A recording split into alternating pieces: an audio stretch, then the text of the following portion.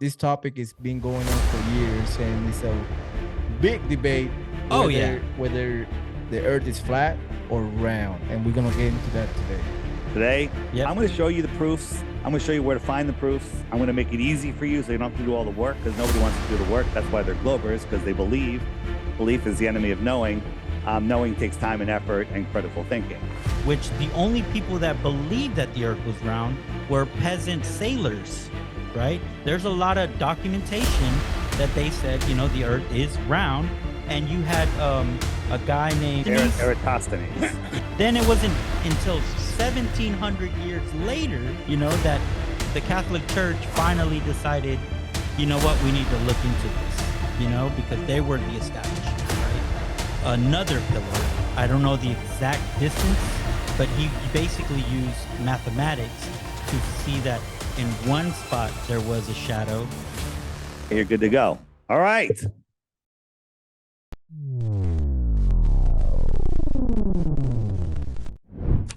And thank you for having patience, Dave. I know. Thank you. That's right. I deal with Globers all day long, so I have lots of there we go. We are ready started. Oh my God. I forgot to bring a globe. I have one. I should have spin it. Yeah, I know. Their globes are beautiful. I have one if you need one. I can show you one. I have one behind me. Hey, Dave. Hey, thank you for being the show. My name is Julio. My name is Robert. And we are so happy to have you here, because in this topic has been going on for years, and it's a big debate whether the Earth is flat or round, and we're gonna get into that today.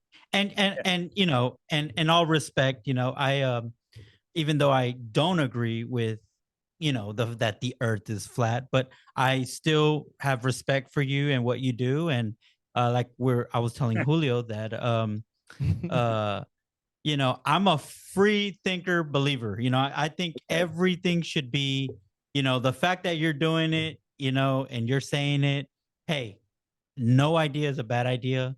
We determine whether it's a good idea or not. I just happen to disagree with your idea, you know? But you know, I want to tell you something about flat earthers. We all were wrong. We all thought the Earth was a globe, but we were able to change our mind based on new information. Today, I'm going to give you some new information. Hopefully you can analyze it. Again, don't believe anything I say. You got to verify all the things I say. But I'm going to show you the proofs. I'm going to show you where to find the proofs. I'm going to make it easy for you so you don't have to do all the work, because nobody wants to do the work. That's why they're Globers, because they believe. Belief is the enemy of knowing. Knowing takes time and effort and critical thinking. So you guys can start, or I just got a question for you, Robert. Okay. What's your best reason that you think the Earth is a globe? Well, something that's exclusive to the globe. Okay. So I have a neighbor, and there was one moment that I wanted to buy a boat, right? And my neighbor tells me, "Hey, Robert, you know, I have a neighbor that's retired, and he lives in the ocean. Like he spent $1 million and some change to buy himself a decent sized yacht sailboat." And he, you know, long story short, I talked to him and I asked him that question. I was like, "Hey, I've been seeing a lot lately that there's people that believe the Earth is flat. You that sails, what do you think?"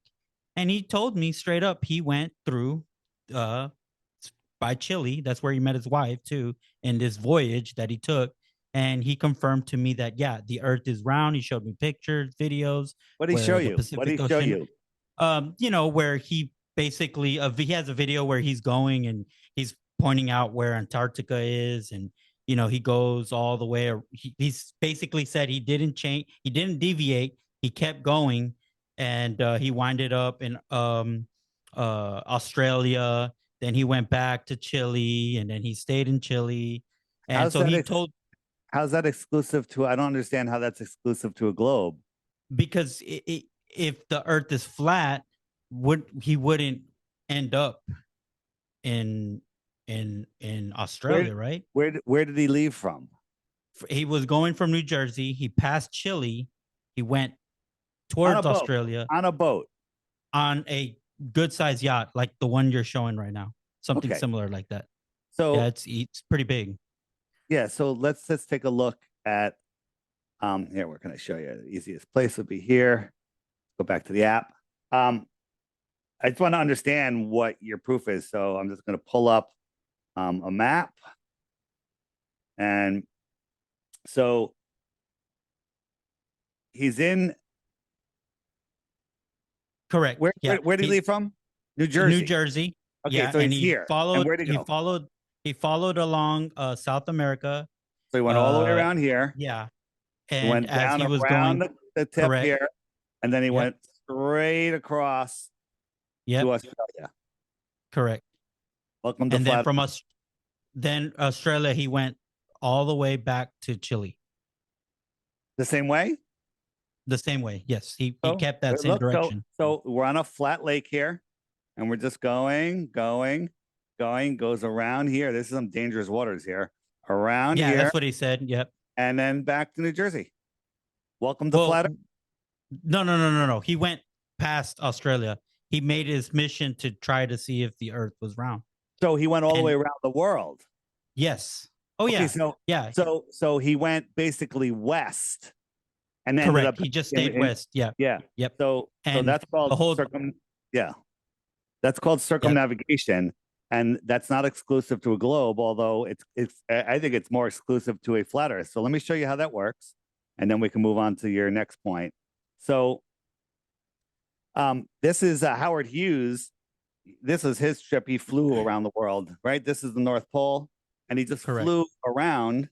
Like if your town hall was in the center of your town, and you went to the edge of your town, and you walked all the way around your town, with the town hall being the North Pole in the center of your town, you'd end up right back to where you started. So let me just show you, and just make it a little easier for you to understand.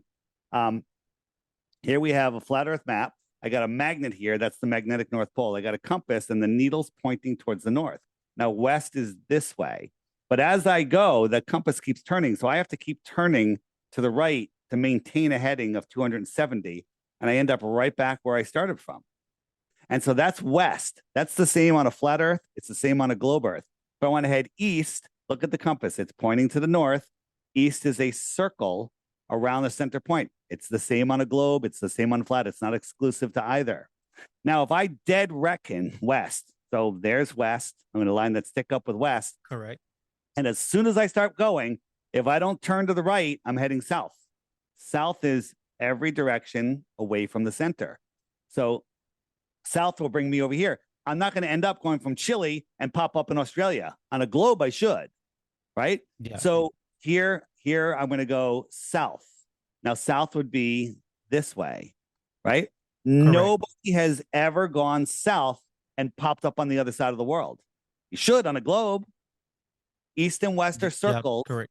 Right? Now, every straight line is south. I'm heading north here. I'm heading north. Look, the compass just did a 180, and now I continue that straight line. I'm heading south. Every straight line goes south. So what you just told me could better be argued that the Earth is flat, because he's sailing on flat water.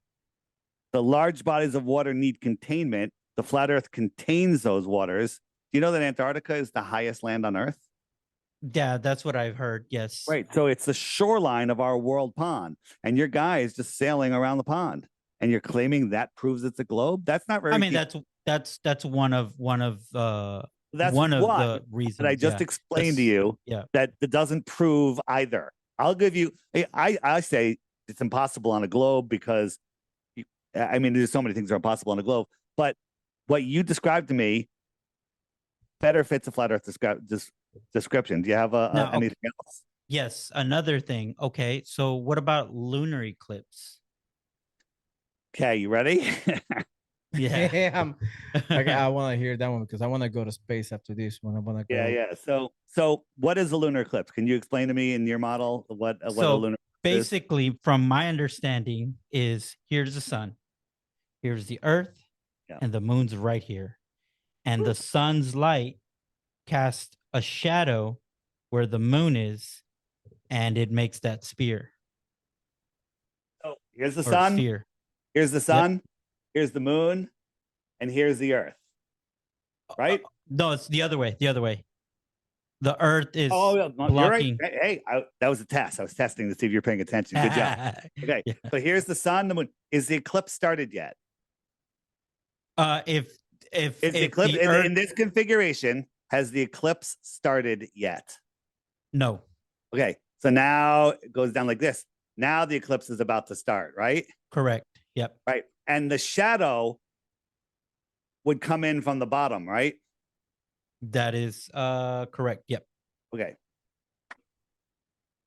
So now I'm going to show you what's called a Selenelion eclipse. Did they teach you about that in school? Nope, they did not. Right? So where is my eclipse? Selenelion. So here's what I was just showing you. We got the moon, you got the sun, you got the earth. The eclipse hasn't started yet. Your point of view from wherever you are, you're always on the top of the earth. And so you're looking off your right shoulder is the sun, off your left shoulder is the full moon, and the eclipse hasn't started. Now, as the earth gets more in alignment, the eclipse starts, and this is what you would expect to see. Right? That's what we're told. That's what we're told. Now, first thing you have to understand is shadows. Shadows dissipate over distance. Put a basketball on the ground at noon, and look, you'll have a dark shadow. You'll see the shadow of the basketball. Beautiful. Hold that shadow up in the air like this. You won't even see the basketball shadow anymore. It completely diffuses. That's just like 10 feet in the air. Right? Well, and that depends on how bright the light is, right? Well, we're talking about sunlight. Well, here's the problem. If we're talking about sunlight, wouldn't the shadow be bigger, and that's why it looks like it disappeared. Here's the problem. Let's forget about the dissipation. Okay. This is called the Selenelion eclipse, where the viewer can see the sun above his horizon, the moon above his horizon, and the eclipse starts. And the last one they had, the shadow came in from the top. Correct. So this is what they saw. This is an actual picture of the eclipse. This is what you should have seen, because you're down here on the earth. Correct. How did the shadow come in from the top? Do you know what scientists call the Selenelion eclipse? They call it the impossible upside down eclipse. You know why they call it that? Because they can't explain it. You know why they can't explain it? It does happen. This happens, which proves, it does. Yep. No, this happens, which 100% rules out the Earth as the cause of the eclipse. There's something else causing it. That's a longer podcast. That's a deeper thing. On my app, in the eclipses section, let me show you.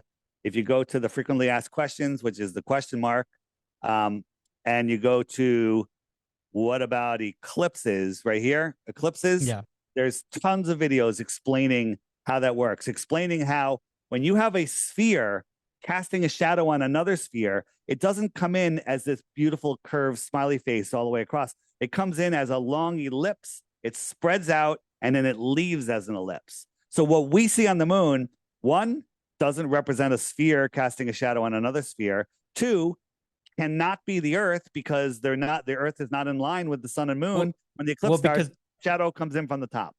But there's multiple eclipses. What I'm talking about is lunar eclipse, where that's a lunar eclipse. That is a lunar. We do know. Well, because the the lunar eclipse is exactly when the Earth, and you can see it with a telescope. You can see when if you look through the telescope, it aligns with us being in the way, basically. Explain to me how an observer here can see an eclipse when the Earth is not in between the sun and the moon.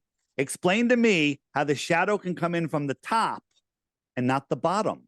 The Earth is going in the line this way. The shadow should come from the bottom. It actually comes in from the top.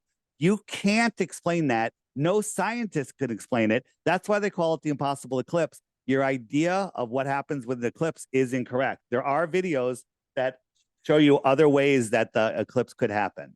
And it's not a shadow from the Earth. It's a darkening of the moon, whether the moon is powering down or whatever. I couldn't tell you. But what I can rule out is the Earth as the cause. Okay. That's a good question. Yeah. That's a good explanation of the Selenian eclipse. Yeah, here's the thing. By the way, Robert, I was you. I had everything you're going to tell me today. I had the same claims, because that's what I was told. And then when people showed me the stuff, I had to really think about it. I'm just like, it's not the Earth. And people say, well, then what is it? You know what? I heard today that Julio stole the last cookie out of my cookie jar. Okay, I heard that today. Yeah. And Julio, where are you? I'm in Connecticut. Oh, we're in Houston. You're in Houston. So can you prove that you weren't in Connecticut today? Probably, right? Yeah, you could prove it. All right. Yeah. So yeah. if you didn't steal the cookie, then who did? Because until you tell me Somebody who else did, yeah. I'm going to say it was you, because that's your argument. You're going to be like, until I can tell you what's causing that eclipse, even though I can prove it's not the Earth, you're going to still claim that that's what's causing the eclipse. Yeah. And see, the thing is, so this is where I guess I'm a little different from most of the people that are. I'm not an ideologue, I will take all this in and I will do my investigation. But from what I've gathered so far, there's been so many people, and this is why again I bring up that I respect what you do, even though I don't agree. That's right? okay. We're going to go over point by yeah. point. I want to understand your arguments. I think I've successfully taken your first two arguments and showed you that they're not good arguments. And don't take that personally, because no. Yeah, every argument you have. Yeah, correct. But and there's like I said, I just seem that in the last 2,000 years ago, right, the contemporary thought process was that the Earth was flat, right? Of course, that yes. was the establishment, the church. They all, and even prior to the church, when they had control, you had Pythagoras, who came out kind of like you, is coming out, he's a mathematician. What does he know about, the stars and astrology? Then 150 years later, he's already dead. He was revered as a loony for saying that the Earth was round, right? Then you had Aristotle. He came out and he basically also did, the lunar eclipse. That's where hence I brought that up. And he also died he died being known as a crazy loony for coming out believing that the Earth was round.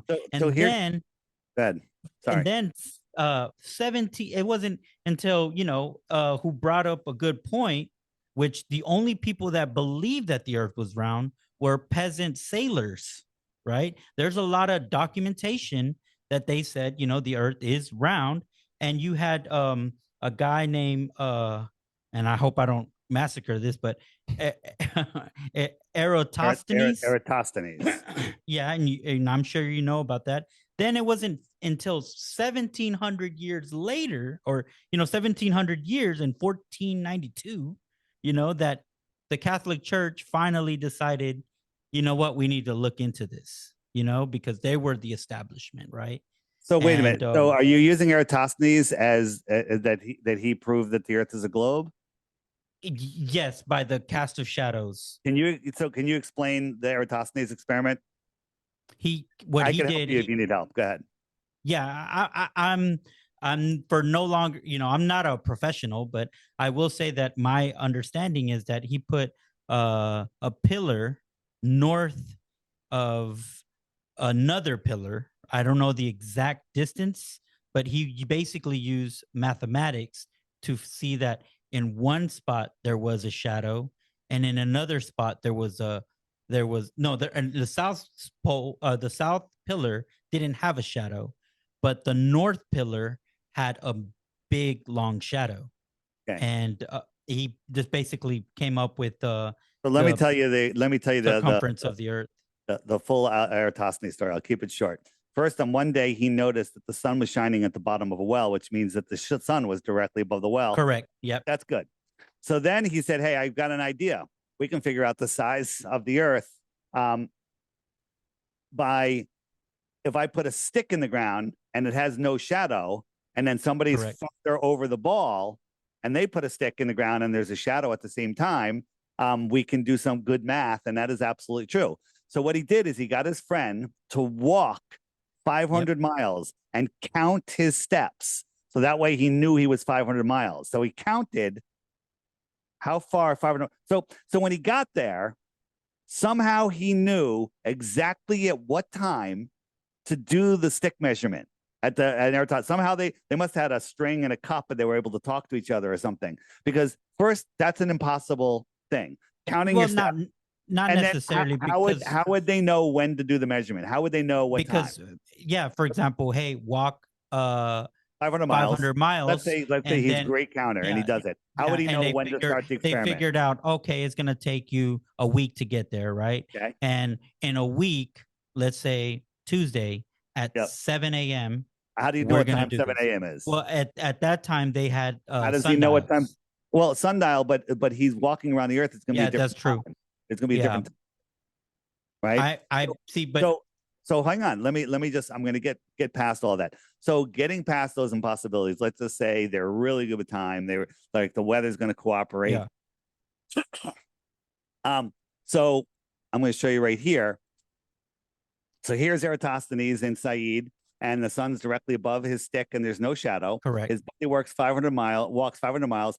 He's got a stick and it casts a shadow and he can measure the shadow's length. You can do some really good calculus and figure out the sphericity of that sphere, right? Correct. Now, did you know that in Eratosthenes' time, they were geocentric? They thought that the Earth was at the center and the sun went around the Earth. Yep. But how can a distant, so you'd have to believe that the sun is infinitely far to have straight rays. No one has ever seen straight rays coming in. Here, for example, this is called crepuscular rays. Now, common sense would say that the light is close, right? No one has ever seen straight rays come in. But Eratosthenes is like, well, the sun's so far away, the rays are straight. Even though no one's ever saw it, we're going to let that slide. We're going to let that slide. We're going to go back to here. On a flat Earth with a small local sun, just as it appears, here's Eratosthenes. He's got no shadow. Here's his buddy 500 miles away. He's got the exact same length shadow as this guy has. You can do the same math and figure out the sphericity of this flat plane. You can go out and do this yourself today, right? You can do it. You can do it with a couple beer bottles. Get a beer bottle, hold a light over one of them. This one has a shadow. This one doesn't. Do the same math and figure out the sphericity of that flat floor. And you'll come up with a spherical number. Math is not reality. It's the data that you put in and it's your belief, right? We've got crepuscular rays showing that the sun is close. We've got them believing in a geocentric Earth, which is impossible with an infinitely far sun. We have something that works perfectly on a flat Earth, and globers are claiming that it proves the globe. This is fallacious. Okay.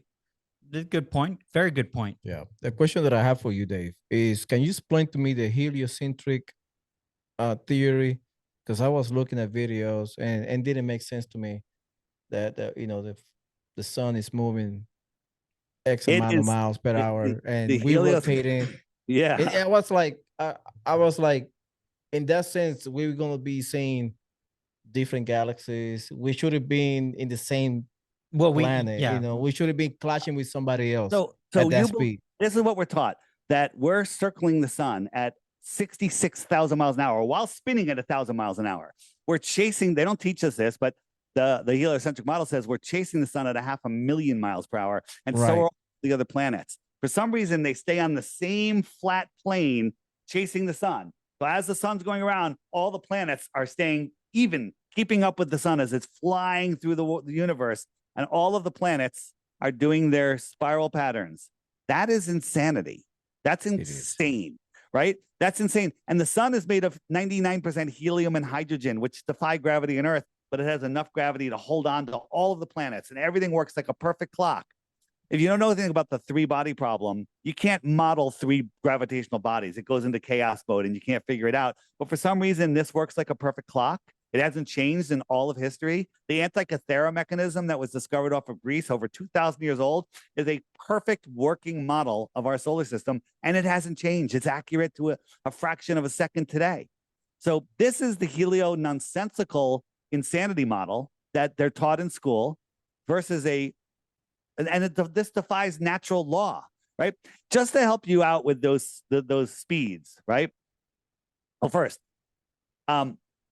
they took our flat Earth. That map was in every school, every encyclopedia until the 1950s. They took it out, wrapped it around a ball, and they said, this is where you live, and you can't go independently explore this white area. You're not allowed to go here, right? That's a prison. That's a prison for your mind. Well, they don't. It's not a ban for people to go there. It's a There is a ban if ban. you want to If conduct you experiments. No, there's a ban of free and independent exploration. Okay, no one is allowed to freely go there and explore, and the reasons behind it are insane. They But say then who? But then who's there to regulate that? oh, there's military bases all over the place. We're coming out with a video in a couple days that's going to blow open Antarctica and what's going on there. There's mining operations there. They're like, you can't drop a cigarette butt there because it's the only pristine place on Earth. They're mining gold and silver and platinum and all sorts of metals there. They're digging holes and dumping garbage in it. It is a complete and total shit show down there. This is NASA's hypersonic sled track, right? If you look up hypersonic sled track on YouTube, you'll hear it with sound. I don't have sound on this. It's going to go, it goes by a Mach 8.6. Watch again. Mach 8.6. You can't fathom that speed, right? So did you know that we're orbiting the sun at 10 times this speed? We're on a lumpy rock surrounded by water, surrounded by high pressure air, adjacent to a void of a vacuum of space of no pressure, which breaks all laws of physics. And we're going 10 times faster than this in a curved motion, not a straight line, around the sun. And we're chasing the sun 100 times faster. Your brain is incapable of processing what twice that speed is. But when we go out into nature, whoops, where did my transition go? When we go out into nature, we see stuff like this. What does your common sense tell you? Right? When we go out into nature, we see things like this. We're spinning at 1,000 miles an hour. They tell us the water bulges 14 miles high at the equator. That is insane. Africa would be underwater if that was the case. That's what mainstream heliocentrism says, right? We're orbiting, we're chasing the sun in a curved trajectory, and the water does this 10 times faster than that, and 100 times faster chasing the sun. But water, what does water tell us? Water doesn't lie. Nature doesn't lie. Right? This is a perfect mirror reflection because it's flat. It's not curved. But wouldn't we get the same reaction if we hold the cup in a car and we're going, let's say 80 miles an hour, and yeah, let's use Beltway. Well, let's use like a freeway that goes around the city, and let's say it was empty. There was no bumps on the road. Yep, perfect. And I'm suspension. going. Yeah, I'm with you. I'm going 80 miles an hour, and I'm holding let's use a cup. dinner plate. Let's use a dinner plate filled with water. Okay, dinner plate. Yeah. Now, if that car takes the slightest turn or the slightest change in acceleration or deceleration, let's say one degree every, I don't know what. Well, do you know what the Earth miles? on the equator, the Earth, if you take your point, if you're on the top of the Earth and you wait 1 hour, no, 1 minute, you're dropping a mile a minute. A mile a minute. Okay? You're dropping a mile a minute. Don't tell me you wouldn't feel that, because you would, right? When we have tiny little shakes, this is a little earthquake. This is what it does to water, a tiny little shaking of the earth. We're spinning and whirling and twirling. But here's the thing. People go, well, on an airplane, I could drink a glass of water and I could go to the bathroom, right? Well, in an airplane, you're only going 500 miles an hour. Double it to 1,000 miles an hour. Prime example, the airplane. So when you're going 500 miles an hour, you don't feel that speed. Right? I was already answering your question before you asked it, because now I'm going to answer it. An airplane is only going 500, so we double it to 1,000, and I'll agree with you. Probably wouldn't even notice it once you're up to speed. Once you're up to speed, you're going in a straight line, but you're not going in a straight line. Here's the thing: a pilot is coming into an airport. He's going to land here. Let's say he's 125 miles out. I was on a plane recently. The pilot said, we're 125 miles out. We're going to start our descent. And they do a calculation. It's called rate of descent, right? So he's has to drop a number of feet per mile to hit the runway. The problem is his calculation is for a flat Earth.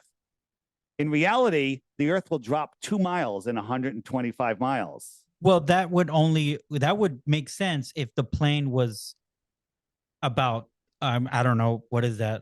The size, because the plane is not that big for that curvature to be significant. You're incorrect. You're just saying, listen, hold on. I'm going to interrupt you when you're saying nonsense. because that is Well, nonsense. no, because doesn't just matter imagine if if it's the that size just of a imagine if that flea. was a bicycle. You're It not doesn't gonna matter. you're not gonna It- offset for a curb when you're that tiny. You know what I mean? You're incorrect. 125 miles. There's a 2-mile drop. 2 Okay. miles. So Whether you're a you would flea have or whether you're the Empire State Building, there's a you would have to drop. be like 20% that size or close to that size. It doesn't matter if this is Godzilla or a housefly at 120 miles of linear motion. Because then that fly wouldn't the fly wouldn't see the curvature. Robert, you just said 100 and how many miles? Let me ask you a question. If you're walking down, if you got a hallway in your house and then there's a flight of stairs, okay, and you want to get to the bottom, you want to get to the landing at the bottom of the stairs, right? Correct. Do you have to calculate for that drop to get to the bottom of the stairs? Yeah, you have to go down the stairs, but they don't calculate for those stairs. They just calculate for the angle to the floor at the top of the stairs. But for some reason, when they get there, the runway's there. The runway is really 2 miles lower. The runway's 2 miles lower. They never calculate for curvature. The plane flies attitude nose up. Gyros hold rigidity in space. A gyro tells the plane that it's level, and as the plane's diving over the Earth, the gyro should be falling backwards, but it doesn't. It stays. Well, it doesn't because they're keeping it. They're keeping it level because the plane when it descends. You don't understand what a gyro is. You're talking about that little. The gyro spins, and it holds rigidity in space. So here's the airplane. When it goes down, the gyro tilts back. When it goes up, when it turns, the gyro holds rigidity no matter where it goes. So if it's flying around the Earth, when it gets over here, halfway down the Earth, the gyro would be vertical to that airplane. It would be vertical because it holds rigidity in space. It ignores. But that's what I'm gravity. saying. How big would that plane? How big do you think the plane is? It doesn't matter. If the plane flies halfway around the Earth, the gyro would be vertical, and it never goes vertical. Gyros never, ever go vertical. Here, I'll show you an example. Okay. So here is this it right here? So this is a flight from Britain, I think, or Germany to Brazil. And we look at these stars here. This is a time lapse. The stars are just kind of staying where they are, except when he turns, right? This is what Google Earth says. As that plane is diving over the Earth, going halfway around the Earth, these stars that are in front of them should be over their head. This is what Google Earth says it should look like, right? Because you're diving over the Earth. The stars that are in front of you when you dive over should now be above you. But when we go to the video, the stars do not do that at all. They stay right there. They're not moving. They're not, when you dive over, like when you're on an airplane. But right? For that to work, wouldn't the plane need to go as fast? Like just because it's not okay. Bear with me. The Earth is spinning. Yeah. And you're going. You would have to be as fast as that Earth in order to see the stars change, right? Good point. And the Globers came up with this also. So that's only if you're flying east or west, right? If the Earth is spinning east and then you're flying with the Earth at the same speed, then the stars could arguably never move. But we're only going half that speed. But we're flying south here. So the spin of the Earth doesn't matter, right? We're flying south. But here's the other thing. If it was negating it, when we fly back, they should be going twice the speed. They should be whizzing over our head. But they don't. They go the same. They stay level and they stay the same in both directions. In both directions. They do not go up. They do not go up. Here's just so we have, this is a little globe, and we have some just think of these as stars on the wall. This is an airplane just diving over, and everything would be Professor Dave. Everything would be rising up. So I think they do it with a laser. So he's got a laser on the airplane, and as he goes over, the laser is showing where he's pointing, right? So the laser is going to show it's pointing out the front of the plane. So there's the laser, and all of these things rise up. But that doesn't happen. In reality, it doesn't happen. Models say it should happen, but it doesn't happen. Therefore, Earth, not globe. Dave, sorry. Quick question. Do you think we are living in a sphere like a dome type flat earth covered with a dome? Yeah, that was gonna be my and next like question too. citing the Bible, like the waters above the firmament and separating the waters and whatever. Do you believe in that, or we just are a lucky draw? This is what I believe. This is what I believe. We live in a giant toroid, and all of the luminaries are going around the magnetic fields in the sky. Whatever they are, they're here, they're small, they're close. I believe there's an energy coming out of the center, which is the North Pole, and we live on this dielectric plane.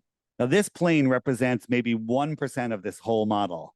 This plane is where physical reality exists. This is where we exist and experience the world. The rest of this is non-physical, spiritual, right? This is all I'm talking about, the 1%. What happens out here, I couldn't tell you. What happens up here, we can only speculate. Anything we see in the sky, the only thing accurately we can say about it is it's a light. But then I'm just thinking outside the box, but wouldn't that make sense if they're keeping us away from Antarctica, like you're saying? Wouldn't they want to keep us away from North Pole, the North Pole instead of? They do. Yeah. They do. You can't go to the North Pole because what is there in Antarctica? Because you can't go there. You can't go to either one of those places. The two places that would tell us what this place is, you can't go there. I mean, I didn't know about the North Pole. I do know that fly over it. I do know by preparing for this, I found that in Antarctica, yes, you can go. You just cannot freely conduct explore. any type of conduct experiments. Forget the experiments. You cannot freely explore Antarctica.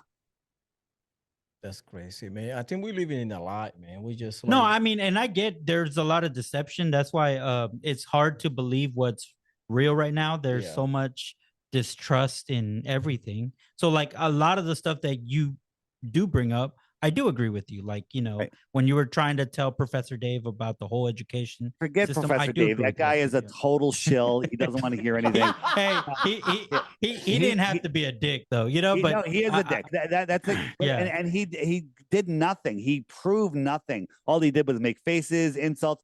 There's a guy, a professor that analyzes debates and calls out fallacies and ad homs, and Professor Dave got the highest score of anybody, like they got 300 some odd ad homs. This is the average height of all the continents. This is the average height of Antarctica. What does a pond need? A lake needs a shoreline that's higher than the water. Here's our shoreline, higher than our water, containing our oceans. Now, does it go all the way around? I think it does, but maybe there's some openings and there's another shoreline beyond it. I don't know what's out there. So are you saying that Antarctica is higher than Mount Everest? Yeah, I am. Yeah, but here it doesn't matter whether it's higher than Mount Everest. The average height of the plane of Antarctica is higher than all the other continents. Now, I think there are mountains higher than Antarctica. But I can't prove it. The only reason why I was bringing that up is because I believe in the Bible, right? And there is scientific evidence that the flood did happen. That's why we see a lot of seashells in places where God opened the windows of the heavens and So how would you explain the flood on a flat Earth? Well, how would you explain it on a ball Earth? Right? God opened up the windows of the heaven and and let the waters in. There's waters above and waters below. God separated the waters from the waters on day one. The first page of the Bible is a flat Earth book, right? The Bible is the most scientific history book out there, right? I just feel that the complexity of what a globe is and what you just described only highlights the grand of God. Because if you look at our nerve system, he created us, right? All these intricate things that we have in our bodies alone is an engineer that we can't even replicate. We cut ourselves, it auto heals. So when I can believe a globe because it only highlights that where in the my Bible does God God. say the earth is a globe? Well, There's over well, 200 okay, verses that refer to a because flat and stationary earth, well, here's the thing. immovable. Yeah, well, here's the thing. This is where again I probably think differently from most, but in as a Christian, who cares if it's flat or or round? Well, If I have I can answer that for you. because Jesus cares only for salvation. Just come to him and you're saved. It doesn't matter these semantics. You know It's not you'll lose semantics. yourself. It's if you don't understand God's creation, Well, if you think that you're just a random speck expanding in an infinite no, well, universe, and with a well, deluded God, I'm talking. So I'll let you talk, but just let me talk, yeah. right? And so if you think you're dishonoring God's creation, there's a verse in the Bible that basically says, once you see my creation, you can no longer deny my existence. The people that are running this world hate God. They want to remove Correct. God, and they want to become God. So that's why they Correct. came up with the heliocentric, nonsensical model. It's filled with all sorts of demonic stuff. It's all 666s in the earth, right? If we let me just show you real quick. I can see this. The distance of the moon is 6 times 60 times 666 miles. The sun is divided by 3 degrees, 6 plus 6 plus 6. It's hard to see this one. The Earth axis tilts at 66.6 degrees. There's everything. There's a really long list. Screenshot that, anyone watching, and you can see it. It's all 666s. It's incredible. And yeah, no, and I do agree with that. These screenshot that. Oh yeah, but it's again, the globe model is anti-God. Anyone that's a true Christian needs to look at what the globe model does. On my app, there's a biblical section right here, and if you go in, there's all sorts of stuff. This guy actually, he's amazing, doing a lot of short videos. But in the biblical section, there's a video right at the top called "Dear Pastor." It's a 7-minute video. Just watch it. There's other section here. This is a pastor that did this incredible series, breaking it apart. Kay Podge is amazing. She's on TikTok, cranking out the biblical proofs. And again, if you believe in the Bible, you need to watch this. If you think the Bible's stupid, you need to watch all of these videos, right? Once you see that, you can't unsee it. And see, like I was trying to get to the point was that when I read the Bible, I like to always read it as a historical book, right? And so I start paying attention to the authors at what mindset they had at that time and era. So, for example, the contemporary thought process was that the earth was flat. So, of course, he's going to write that, and so they were just all wrong. They were just all wrong. Everything in the Bible is wrong. No. But I'm just saying, to me as a Christian, all this is pointless. Because it's not pointless. It's not pointless because all we need to focus is Jesus. But all this is of course entertaining, though. But it's not. This isn't entertainment. The thing is, once you see the true creation, it'll increase your faith. Right? I didn't believe in God. Right? I discounted God because of the Bible. Because in the Bible it said that the stars fell to the earth. I'm like, that can't happen. A star would eat the earth. That's crazy. But then when I found out all my cosmology was wrong, I'm like, whoa, the Bible is pretty damn true. I'm like, this is incredible.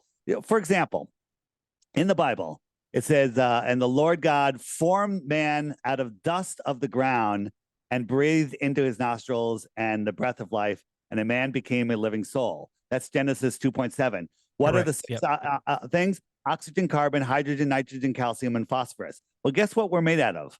Oxygen, hydrogen, one of them. all of these things out of that. So what are we made from?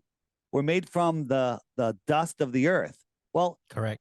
If we look at the dust of the earth and look at the color of people, it's the same colors. We have the same colors. And then if you look at the earth to have healthy earth, you need bugs. You need certain bacteria and bugs in the earth. We need that in our body too. right? And then what did Yeah, we God need need to make vectors. Eve out of? Adam's rib. Adam's rib. How many bones are in the human body? 236, Like I believe. 216 or something like Yeah, that. 2-6. Yeah. Yeah. Guess what?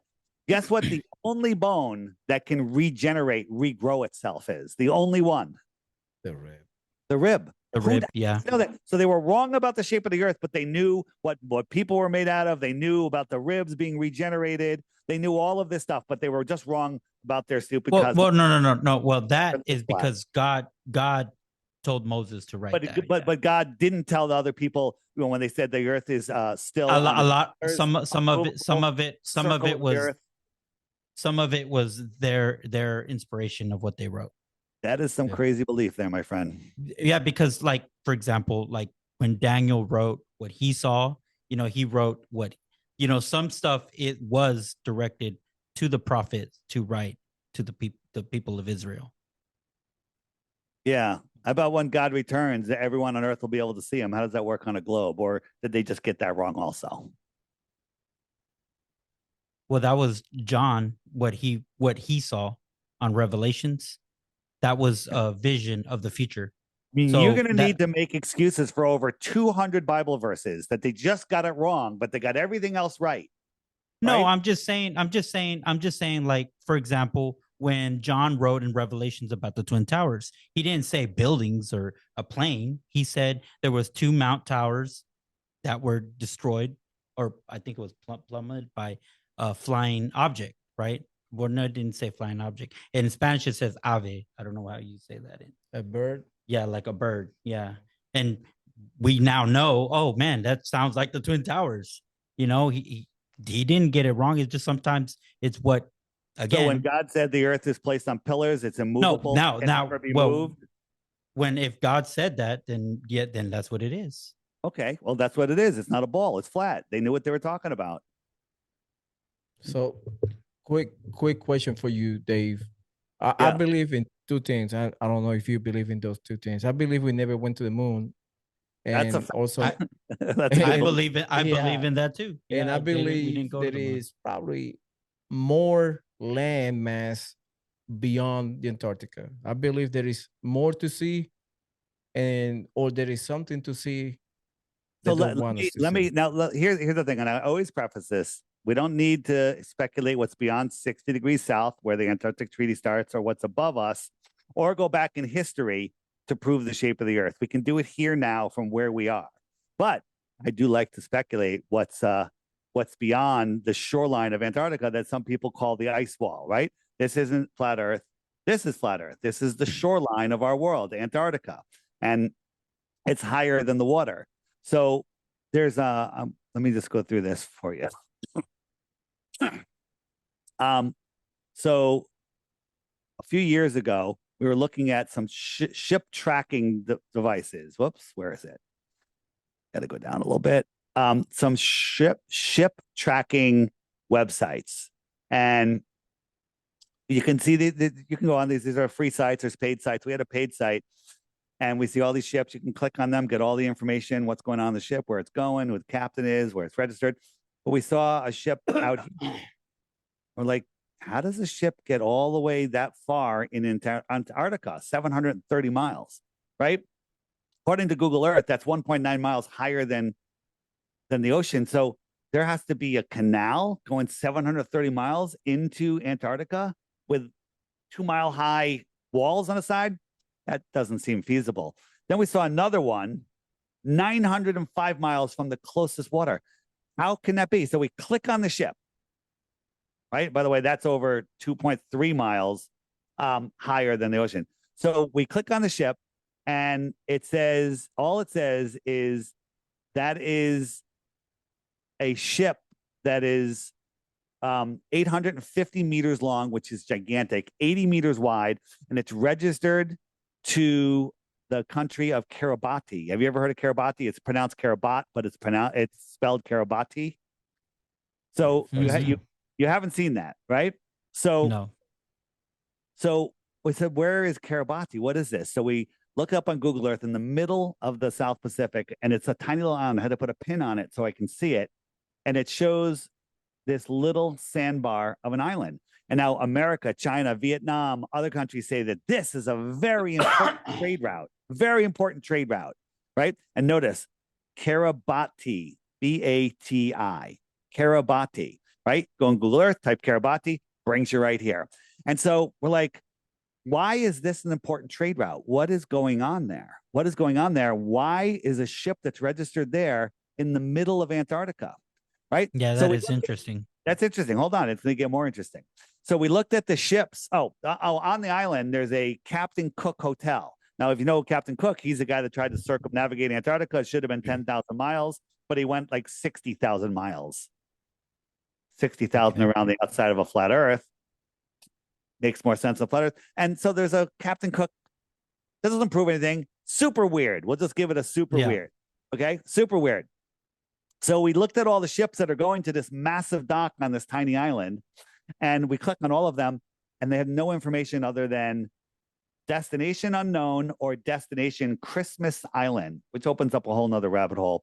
Some people say Kiribati is called Christmas Island, but if you know the whole thing about Christmas and Santa and Satan and nonsense, but all of these ships are weird ships without letting us know where they're going. Okay, just weird. Why are so many ships at this little island? What do they have there? Bananas? There's not even enough room to grow bananas, right? Correct. If you look into the history of Kiribati, they did nuclear testing there, right? And they talk about, and one of the testimonies is a soldier said, he said, when the bomb went off, I put my hands over my face and I could see the bones of my fingers. That's ridiculous. That's stupid. That happens on Bugs Bunny. That doesn't happen in reality, right? And this is about Kiribati, nuclear test. Look, that's supposed to be a nuclear bomb. Look at these. Does that look like a nuclear bomb's going off? You'd be hitting the deck, running the other way, turning your head. This is just a fire or something. I don't know what that is, right? Nonsense. This is a picture they've been using for 30 years, and it's just nonsense, right? So whenever I see something with nuclear bombs, know that they're hiding something. So then we have to look at time zones, right? If the Earth is a globe, you got a line from the North Pole to the South Pole. You got 24 of them dividing the Earth up into like sections of an orange. And as the Earth spins, wherever the sun is noon. Those how time zones work on your globe, right? You understand that? Yeah. You understand? Okay. Yes, sir.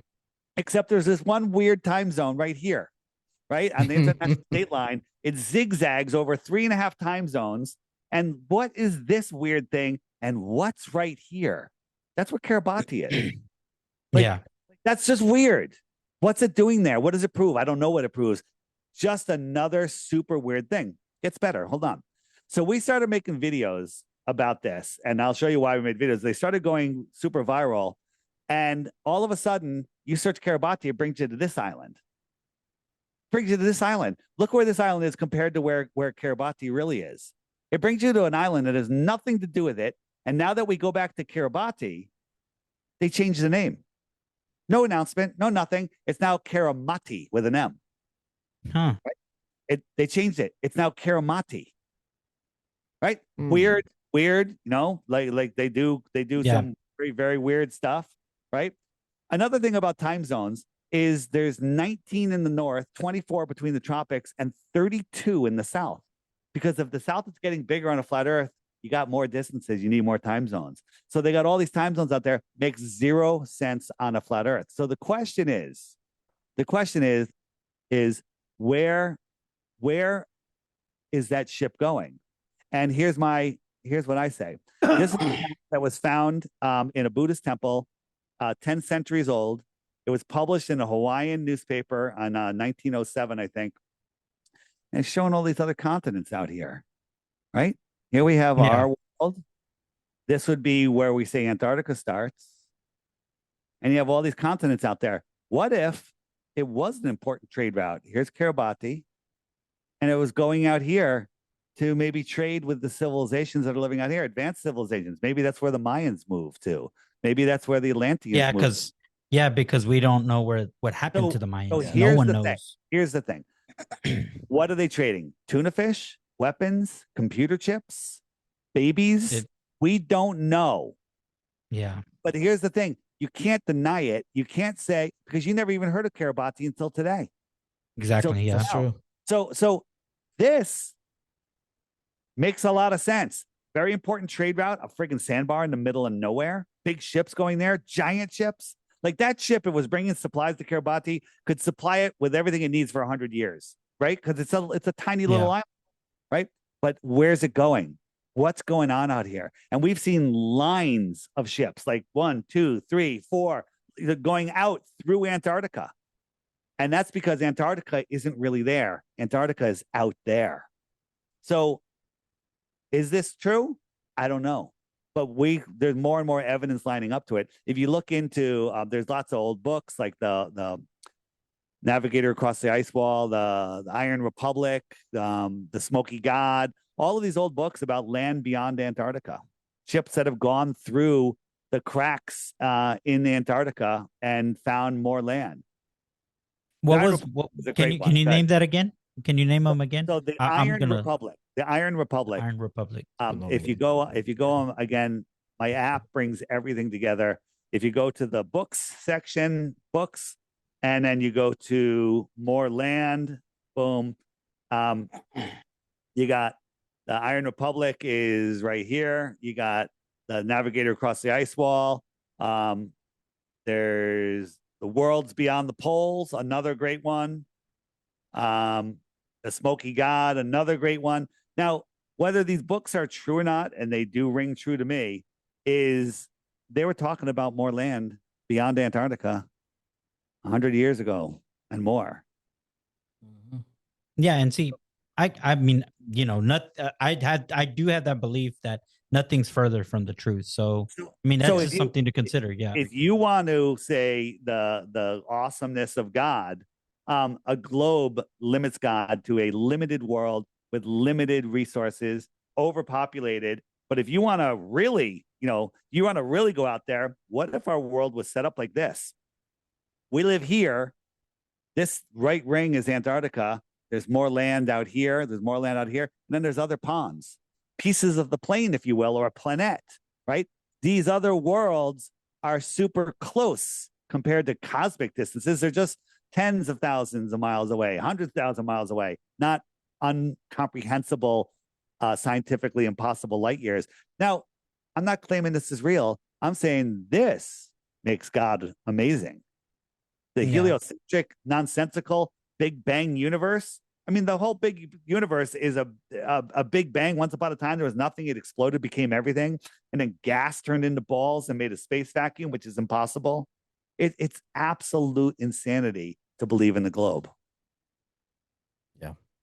Yeah, I believe we never went to the moon. I like your explanation the other day with J.J. Carroll about, how we went to the moon on a tinfoil little capsule.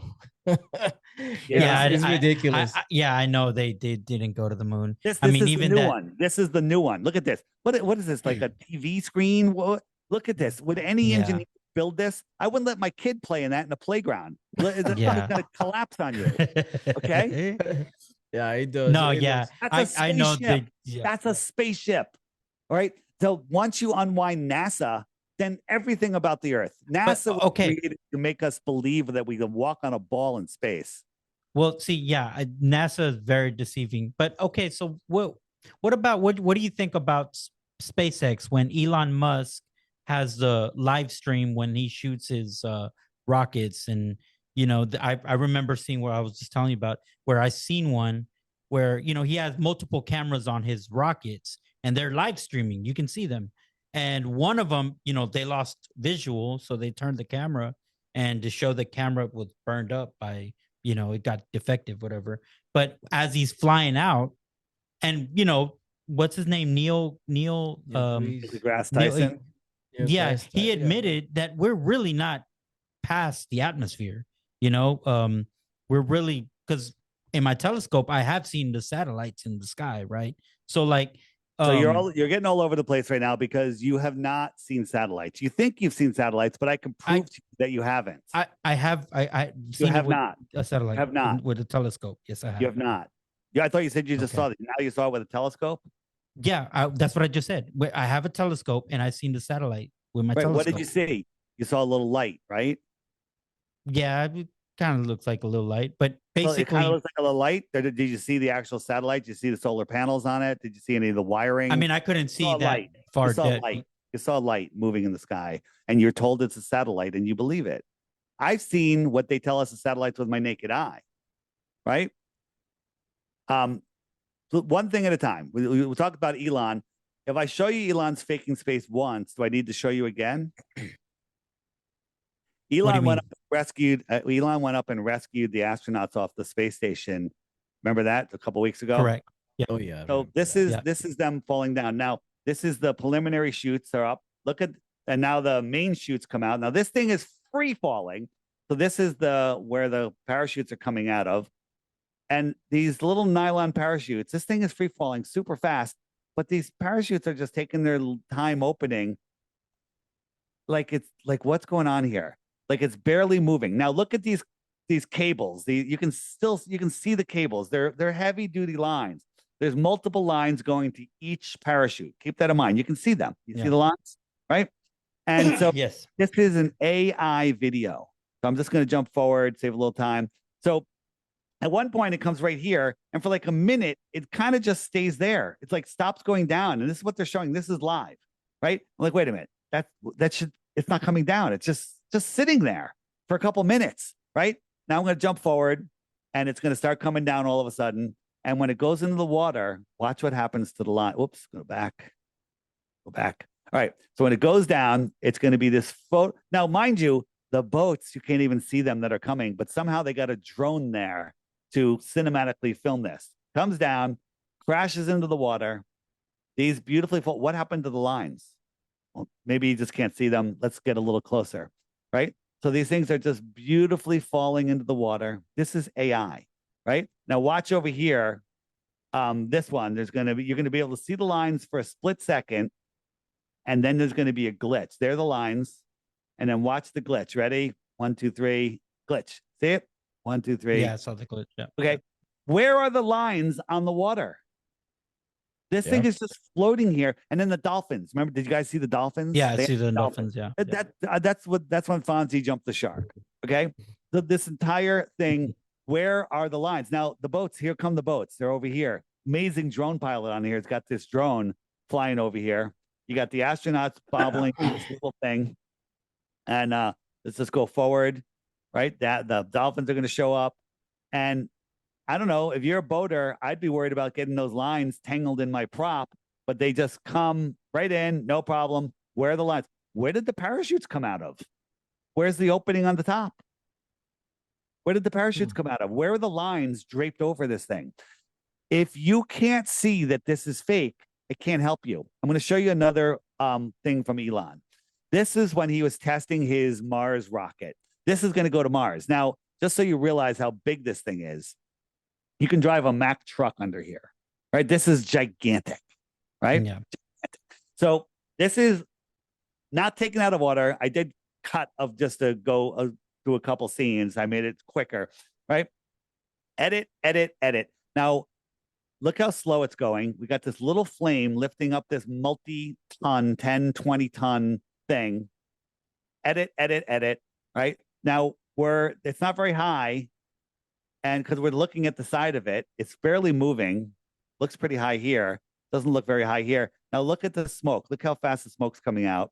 Now it's looking pretty high here. But yeah. No, hold on. Just follow me. Now the engines are off, and it's free falling. The engines are off. It's free falling. Now, see the speed of the smoke? That shows you how fast it's going. But watch after the edit. Now look at the smoke. It's barely moving. And we got a side view from the ground, which, whoa, how did it get that high? Onboard camera. That's amazing. How are we getting this little side view of this thing falling? We're going to go back to a side view. Ready? All of a sudden, we're up here. It's amazing. Now watch. Well, because it has cameras on the side. Yeah. Yeah, it does. But how are we getting this low? How did it get so high? 3 engines go on. Edit. Cameraman goes underneath. Now watch. 2 of the 3 engines are going to burn out. Ready? 1, 2. It's got 1 engine now. It's going to land upright with a whole bunch of CGI smoke. Ready? Here it comes. CGI smoke. And it lands upright. If you believe that is real, I can't help you. Okay. So I have my sister that lives in Florida. She's watched the rockets go up. I know she has. Yeah, she's gone to see that when I know. it gets caught. And how close is she? She's pretty close. I mean, How well, close? 10 miles? probably, yeah, maybe. Yeah, 10 It's safe, miles. yeah. You can't see anything at 10 miles. And it's on the other side of a tree line. So you can, if they do launch something sometimes they don't launch anything, but these are blimps that they're sending up or miniatures, and you can't tell from where you are what it is. You can't. Okay. I have a whole bunch of rockets and nonsense of them launching. Like, for example, let's go back to the space shuttle, right? Shuttle. Where's the shuttle? Shuttle. So you remember the space shuttle? You around for that? Challenger? Yeah.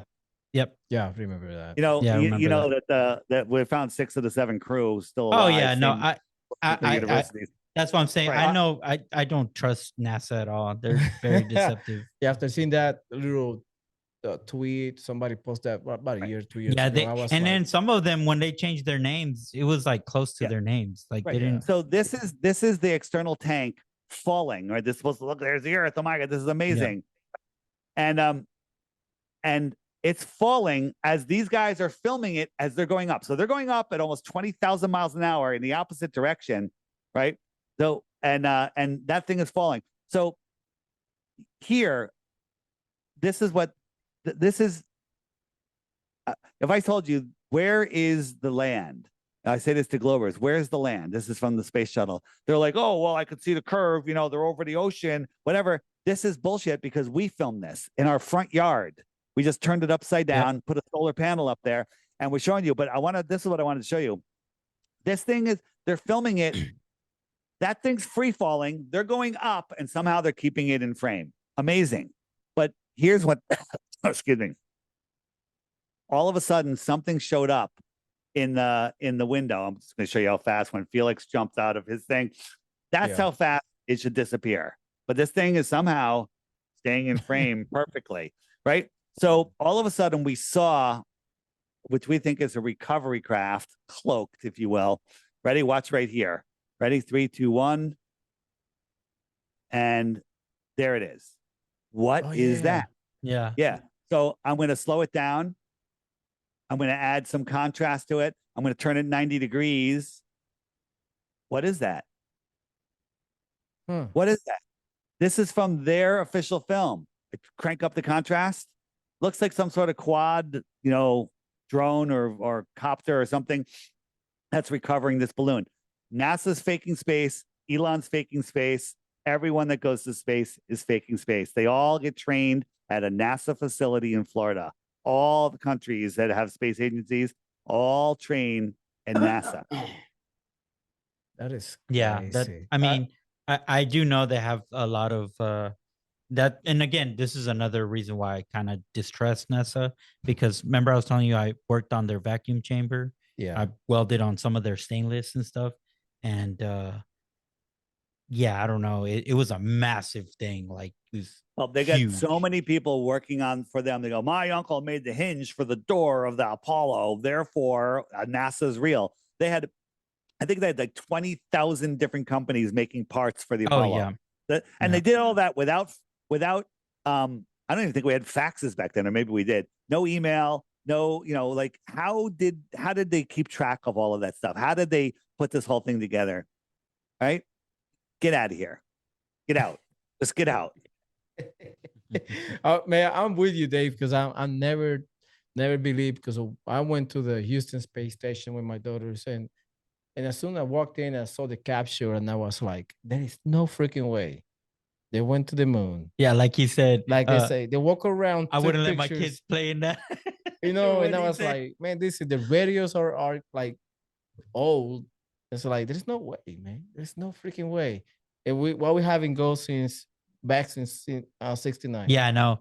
Yeah, that was all cover up to try to supposedly beat the USSR at the time. Yeah.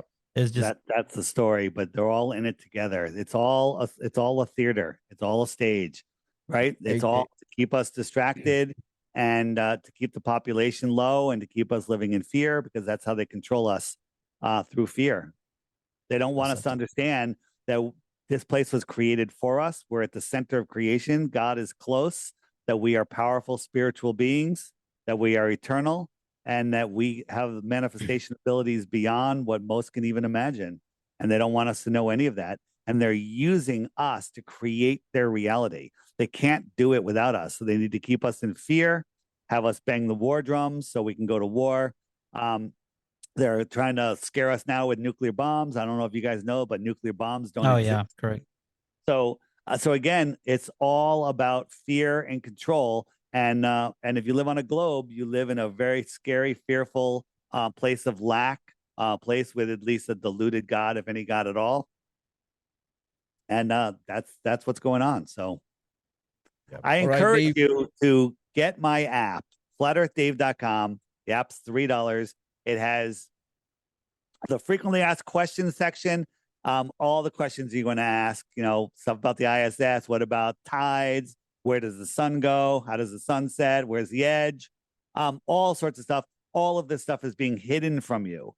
It has a more resources section, awesome documentaries, all sorts of stuff.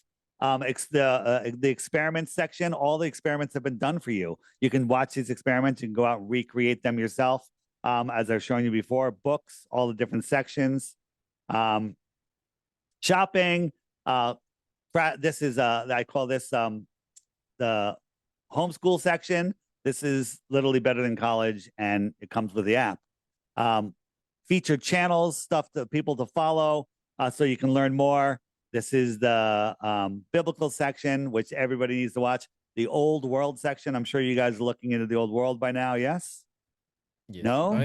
I've been looking into the old stuff. No, I haven't. Have you discovered My Lunch Break yet? Mm-mm. Just write that down. It's on the app, but you can just find him on YouTube or any channel. My Lunch Break. Start watching his videos, and you'll never be able to walk outside again without going, how did I miss that? Holy crap, right? You'll never be able to do it again. You can search for videos without Google interference. You got games and different languages.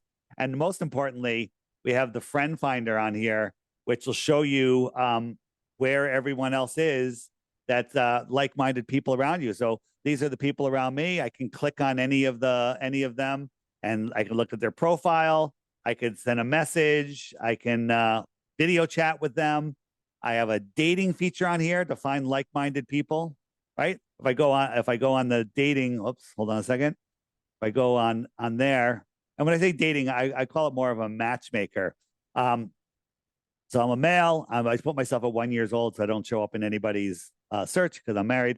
I'm looking for a female, this age group within 150 miles. I can say search, and there's 23 that people that I might be interested in talking to. I can send them a message. I can, learn about them. I can add them as a friend, and it's amazing. People are already getting married and having babies because of this. So it's pretty cool. Pretty cool. Yeah. And it's only $3, right? The app is $3. Now the dating, the sending messages, you can receive messages. I have a new section on here. Whoops. Which is the flashcards. There's over 220 flat Earth proofs, and so when someone says, "Where's your proof?" you can just flip through and find one that you think is suitable for that person, and then you could just send it to them. If you want to learn more about these, like this one has an info. So if I click that, it's going to take me to YouTube or wherever it's going to take me to teach me more about that topic. So again, yeah, these are resources. People go, you flat earthers, you don't have a model. You don't have any proof. Where's your proof? I offer 3 Bitcoins for 1 globe proof, and I can't find it. But the flashcards, the matchmaker, the profiles, and a couple other small things, you have to subscribe. That's $11 a year. Okay, $11 a year. And for those of you that have the app, yeah, it's cheap. It's super cheap. But if you go into the friend finder and you click this middle button here, you're going to have a random number here. Change it to whatever you want. Julio, you can just make yours Julio. And that way, when you're telling someone about flat Earth, you're showing them the app, you're pulling up images, memes, whatever. They go, where do I get that app? You tell them to use your referral code, and you get a point, and you can trade in 11 points for a subscription. And the last thing is, if you put in a wallet, a crypto wallet address, for every point, you get 1 million dome coins for free. No risk. Amazing. Yeah. Yeah. Hey, Yeah. Dave, I really, really appreciate your time. It was very interesting. I hope we have you back whenever you release those videos about what is beyond the Antarctica, because I don't know what's deep into beyond that rabbit Antarctica. hole. I like speculating about it. But- Maybe there's yeah. nothing. Maybe the dome terminates. God said he created the dome like a tent and connected it to the earth. What if he connected it 1 million miles south of 60 degrees? So we have 1 million miles in every direction that we don't know about. Maybe. I don't know. Dave, one of your friends went to Antarctica, and I believe they were asking for you to go, and you didn't want to go. Is that true, or? Well, it's not that I didn't want to go. It's that it was a false dichotomy where it says if the sun does this, then that. If the sun does that, then this, and that's not true, right? If the sun circles in Antarctica, it means how well we understand the sky. It doesn't change any of the physical measurements of the earth. I'm not a sky earther. I'm a flat earther, right? I measure the earth, right? Yeah. The lights in the sky, if you want to say that the circling sun proves the shape of the earth, explain to me how helium and hydrogen can create gravity and make a ball in a vacuum and burn 640 billion tons of fuel every single day for billions of years and never get any smaller. It can hold on to Pluto, but it doesn't affect our moon, right? When you start looking at all the baggage that comes with that, all it tells us is how well we understand the sun. If you look on the app, the sun circles around once a day. It brings its light with it. And we're looking down. We're over the North Pole. We're on God's throne here looking down. So wherever the sun is, if I called somebody, like right when it goes over here, if I called somebody over here and say, what time is it? And where's the sun? They could be, it's right above my head and it's noon. And so that's how the sun goes around. Now, what goes on out here? I couldn't tell you. The reflective properties of the outer world are that's God's kingdom. Let me just show you. This is a video I put up the other day, and then we'll wrap it up. Is I took this, if we live in a dome sky, as the Bible says, Julio, and I had this thing here. I got my flashlight, and it made 2 suns in here. So I zoomed in, and I created this, and I'm circling it around. So here's somebody in the north, and the sun is circling in one clockwise direction, and here's somebody in the south, and it's going counterclockwise. And I don't believe these people can see that sun and this person can see that sun. So there's a possibility that's more feasible than the helio-nonsensical helium and hydrogen space vacuum burning ball, which, you can't have gas not contained, especially in a vacuum, right? If all the air disappeared outside my house and I opened the window, all the air would just leave my house instantly. It would equalize instantly. But for some reason in space, it doesn't do that. True. That's true. So there you All go. right, Dave. Thank you so much. I really appreciate it. And it was very, very interesting interview we had today. Yes, it was very interesting. For sure. All right. FlatEarthDave.com. Send me a link when you guys put this up and I'll share it on the app and everywhere else. Awesome. Right? Thank you when are you going to air this? Hopefully Sunday. Okay, Sunday. beautiful. Make sure you send me a link. Sunday. All right. Will do. All right. Thank you so much. Have a good one. Take care. See ya. Bye-bye. Bye.